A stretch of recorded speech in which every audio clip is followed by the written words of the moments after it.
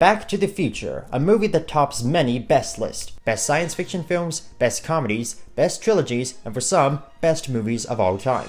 The movie turned 35 years old last Friday, and so I thought it would be fun to go back and give a little retrospect.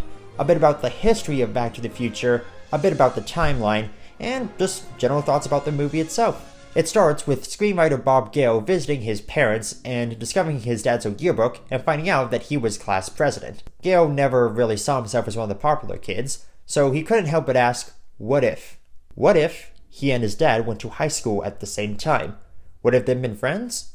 Gale relayed the idea to director Rob Zemeckis, and they both took it to Columbia Pictures, where they signed a development deal for a script in September 1980. The reason for 1955 being the date where Marty travels back into the past was for two main reasons. One was so that there was an appropriate amount of time between when Marty's parents were his age and when he was born and when he became 1817. The second reason was because in that year, or at least that decade, teenagers were becoming an important cultural element, rock and roll was on the rise, and there was large expansion of the suburbs, which added to the story. As I mentioned, the deal for the script was made back in September 1980, but the movie didn't come out until July 1985, for a number of reasons.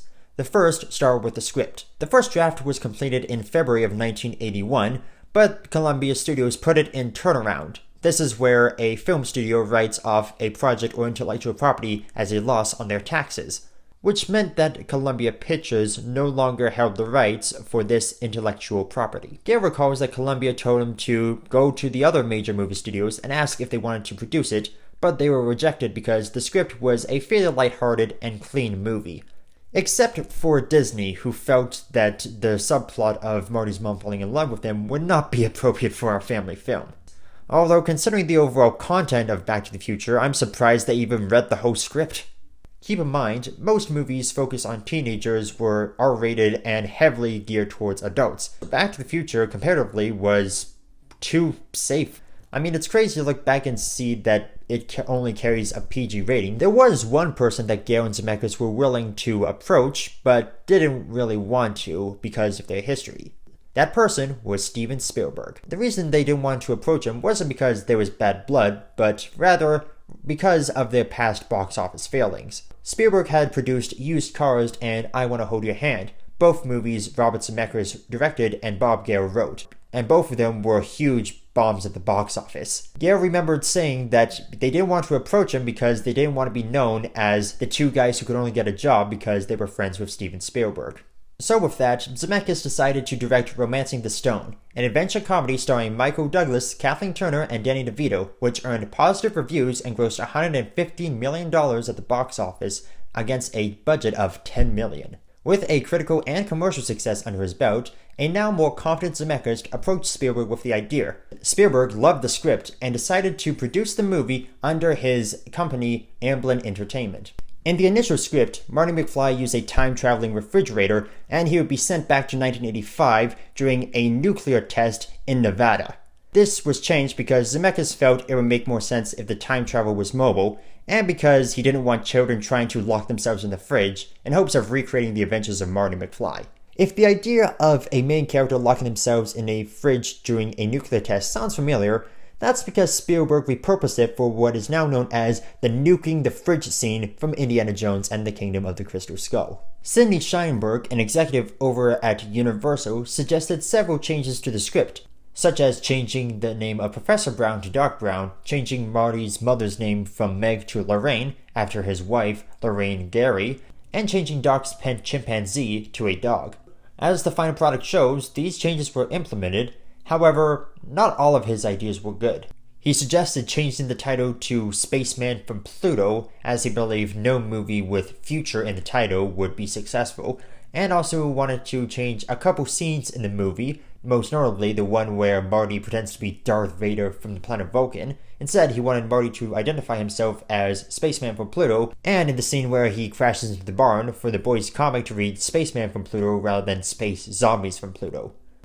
Zemeckis was appalled at these ideas, and he told Spielberg about it, and he made a memo essentially mocking him and telling him to back off and essentially humiliated Scheinberg into silence. When it came to casting Marty McFly, John Cusack was considered for the role, and Johnny Depp auditioned for the part, but Michael J. Fox was the first choice. He loved the script and felt that he really resonated with the character, but he was already committed to a show called Family Ties, so the studio went with Eric Stoltz instead. A few weeks into filming, however, Zemeckis felt that Stoltz was miscast. Although he did say that Stoltz gave off a terrific dramatic role, Fox was more of an embodiment of the character, whereas Stoltz was merely acting it out. Stoltz felt the same way, and he admitted this to director Peter Bogdanovich during a phone call 2 weeks into production. Then, in January of 1985, Fox's schedule opened up, allowing him to star in the role on the condition that Family Ties would take priority if scheduling conflicts arose. The first choice for Doc Brown was John Lithgow, but he was unavailable. Jeff Goldblum auditioned for the part, but he lost it to Christopher Lloyd.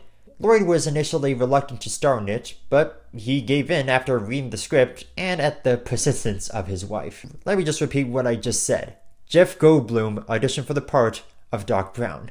I honestly don't know whether or not that would work. I mean, on the one hand, Jeff Goldblum is known for playing these eccentric character types. However, Doc Brown was supposed to be significantly older than Marty McFly. And with Jeff Goldblum only being 8 years older than Michael J. Fox, whereas Christopher Lloyd was 22 years older, I could see why they went with Lloyd and not Goldblum. Plus, I feel like Goldblum would have either downplayed the part, or he would have gone too overboard. Lloyd knew how to channel that wacky eccentricness and then also grounded intelligence. And the chemistry between Lloyd and Fox really makes the movie. After Stoltz left the project, Michael J. Fox's schedule became filming Family Ties during the day and filming Back to the Future from 6:30 at night to 2:30 in the morning. He only got about 5 hours of sleep every night, and during Fridays he would shoot from 10 p.m. to 6 or 7 a.m. Fox found it exhausting, but he loved being there. He loved being in both the movie and TV business, even though he described it as this weird, wild ride that he just went with it. Zemeckis shared that sentiment, dubbing Back to the Future as the movie that would not wrap. Because the film shot night after night, he was always half asleep and described it as being the fattest, out of shape, and most sick he had ever been. Filming wrapped on April 20th, 1985, 100 days after it started. After a positive test screening, Frank Marshall described it as something he had never seen before and that the audience was up to the ceiling. It was initially postponed from May to August, but that test screening moved it up to July. In the end, 8 scenes were cut, including a scene of Marty watching his mom cheat on a test, George McFly getting stuck in a telephone booth on his way to rescuing Lorraine, and a significant portion of Marty pretending to be Darth Vader from the planet Vulcan segment. Zemeckis thought about cutting out the Johnny B. Good sequence as it did not advance the story, but the preview audience loved it, so he decided to keep it in. Alan Silvestri did the music and would go on to do the music for the other 2 films, as well as several other notable movies such as Predator, Forrest Gump, Cast Away, Captain America the First Avenger, and every single Avengers movie except for Age of Ultron. Back to the Future opened on July 3rd, 1985 on 1,200 screens across North America. And Zemeckis was concerned that it would flop since Fox was away filming a Family Ties special in London. However, it ended up spending 11 weekends at number 1, with Gale noting that their second weekend was even better than their first, thanks to positive word of mouth. And as they say, the rest is history. Through all that trial and error, casting changes, script rejects, and filming at exhausting hours of the day and night, Back to the Future stands not only as a great movie from the 80s, but a great movie of science fiction, comedy, and of all time. However, one thing that fans and the other sequels have tried to explain is how time and the effects of time travel work in this trilogy. So here's what we're going to do. We are going to break down how exactly does time travel work in Back to the Future. There's 3 concepts to explore here: the Back to the Future explanation, the Avengers Endgame explanation, and the Terminator explanation. Let's say here you are in 2020, timeline A. You go back to 1990. You do something there, you create timeline B. Now, according to Back to the Future 2, and by extension the entire trilogy, you would now return to the present of that new timeline, although the original timeline still exists. Meaning you never return to the present of timeline A, you are now stuck in timeline B. If you went back and created timeline C, then you would return to the present of timeline C, and so on and so forth. Now, Avengers Endgame supposedly debunks this by saying you always return to the original timeline. So in other words, you go back in time to 1990, you create timeline B, you still return to the present of timeline A. Basically, you can create all the timelines you want without consequence because those will just become parallel universes. When you return to the present, it will still be timeline A. Lastly, we have the Terminator timeline, and the one I think the original Back to the Future movie follows. According to the Terminator franchise, the future you create is the only future that exists. 2020 of timeline A, you go back to 1990 of timeline A, you create timeline B, you would return to the present of timeline B, but timeline A would have never existed. So in other words, timeline B is technically still timeline A because that timeline A that you came from now no longer exists. And I think the reason why Back to the Future follows this one is because throughout the movie, Marty and his brother and sister disappear from the photographs. So if he did end up creating a new timeline where he'd never been born, it wouldn't matter because the timeline where he was born still existed. It would just be that when he returned, he would be like George Bailey in It's a Wonderful Life. No record of being born, and nobody even knows who he is. Regardless of how you think the time travel system works, one thing we can all agree on is Back to the Future is an amazing movie, even after all this time. It's amazing how this was all a perfect combination of good casting, good writing, direction, producers that really were passionate about the project, pre-CGI visual effects that still look incredible, and a movie that kicks off a whole trilogy that feels like it was planned out from the very beginning. So here's to Back to the Future, the time travel movie that will never get old.